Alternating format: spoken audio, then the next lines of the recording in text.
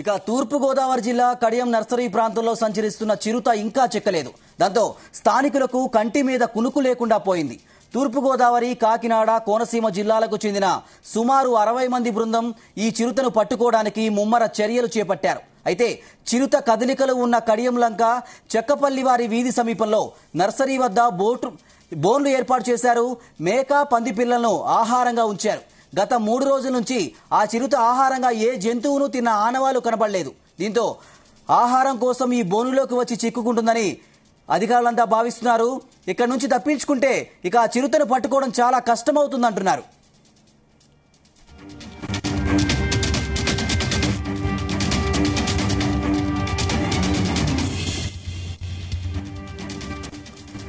ఇక తూర్పుగోదావరి జిల్లా కడియం నర్సరీ ప్రాంతంలో సంచరిస్తున్న చిరుత ఇంకా చెక్కలేదు.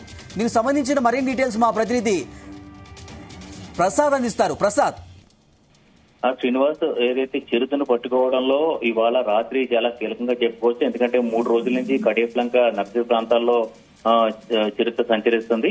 అయితే ఇప్పటికే 3 రోజులైంది. జనావాసాల మధ్య ప్రజలంతా కూడా బిక్కుమంటూ భయాందోళన చెందుతున్నారు.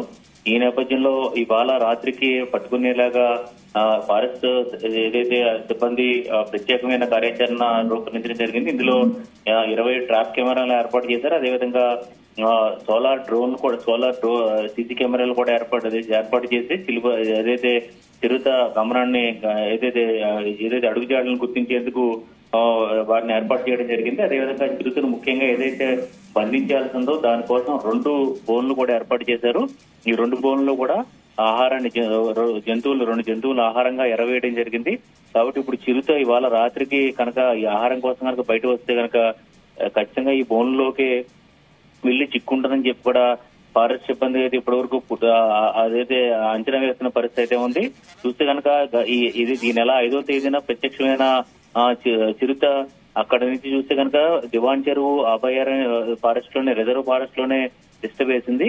అక్కడి నుంచి చూస్తే కనుక మంగళవారం రాత్రి కడిప్లంక నర్సరీ వద్దకు చేరుకోవడంతో దోసలాం కాలనీ వద్ద ఇది కనిపించడంతో ఒక్కసారిగా ఆ ప్రాంత ప్రజలంతా కూడా ఉలిక్కిపడ్డారు. ఎందుకంటే అటు కడిప్లంక, అదేవిధంగా వీరవరం, ఇటుపక్క బురిలంక, మొత్తం ఇటుపక్కల గ్రామాలన్నీ పూర్తిగా వేలాది మంది ప్రజలు నివసించే ప్రాంతం, ఏదైతే జనసాంద్రత ఎక్కువగా ఉన్న ప్రాంతం. అదేవిధంగా వేలాది మంది కూలీలు కూడా కడియం నర్సరీలో పనిచేసేందుకు కూడా వస్తూ ఉంటారు. వారందరూ కూడా భయాందోళన చెంది నిన్నంతా కూడా వీరు పనుల్లోకి రావడం మానేశారు. పూర్తిగా ఈ కార్మికులు మొత్తం సెలవు ప్రకటించారు. దీంతో కడియం నుంచి మొక్కల ఎగుమతులు కూడా నిలిచిపోయాయి. ఈ నేపథ్యంలో ఇవాళ ఏదైతే ఉదయం నుంచి కూడా తూర్పుగోదావరి జిల్లా డిఎఫ్ఓ భరణి, అదేవిధంగా అంబేద్కర్ కోనసీమ జిల్లా డిఎఫ్ఓ ప్రసాదరావు ఇద్దరు ఆధ్వర్యంలో అంటే సంయుక్తంగా ఈ మొత్తం ఈ ఆపరేషన్ కూడా నిర్వహిస్తున్నారు. మొత్తం 3 జిల్లాలకు సంబంధించిన 60 మంది ఫారెస్ట్ సిబ్బంది దాదాపుగా ఒక 20 రోజుల నుంచి కూడా ఇదే ఆపరేషన్ లో ఉన్నారు. అయితే నిన్న నుంచి కూడా మరింత ముమ్మరంగా ఈ ఆపరేషన్ లో పాల్గొంటున్న పరిస్థితి అయితే ఉంది.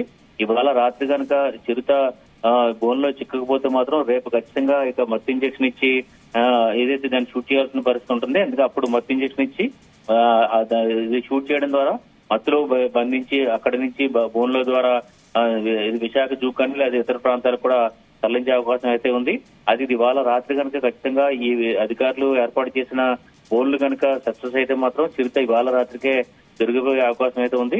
అయితే ఇది కనుక ప్రస్తుతం ఇవాళ రాత్రి కనుక చిరుత చిక్కకపోతే మాత్రం రేపు మరింత భయాందోళన. ఎందుకంటే వరుసగా 3వ రోజు ఈ చిరుత ఈ కడిప్లంక ఈ ప్రాంతాల్లో సంచరిస్తున్న నేపథ్యంలో ఎవరిపైన అటాక్ చేస్తుందని చెప్పి కూడా భయాందోళన చెందుతున్నారు.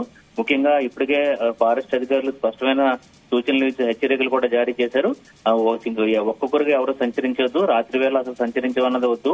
ఒకవేళ నిజంగా అత్యవసరమై బయటకు వెళ్ళినా కూడా 2-3 కలిసి వెళ్లాలని చెప్పి కూడా ఫారెస్ట్ సిబ్బంది కూడా హెచ్చరికలు జారీ చేసిన పరిస్థితి అయితే ఉంది. అదేదో చూస్తే కనుక ఈ ఫారెస్ట్ సిబ్బంది మాత్రం అంటే చట్ట ప్రకారం, అదేవిధంగా తమ శాఖ నిబంధనల ప్రకారం ముందుకు వెళ్తున్నారు. అయితే ఇక్కడ జనం మాత్రం త్వరగా ఈ చిరుతను పట్టుకుంటే కనుక కొంత ఊపిరి పీల్చుకుంటామని చెప్పి కూడా కడిపిలంక చుట్టుపక్కల ప్రాంతాలంతా ప్రజలంతా కూడా కోరుకుంటున్న పరిస్థితి అయితే ఉంది. ఇది గోదావరి వరదల సమయంలో ఈ చిరుత ఇటువైపు అంటే రాజమండ్రి వైపు వచ్చినట్టుగా కూడా ఇప్పటికే భావిస్తున్నారు.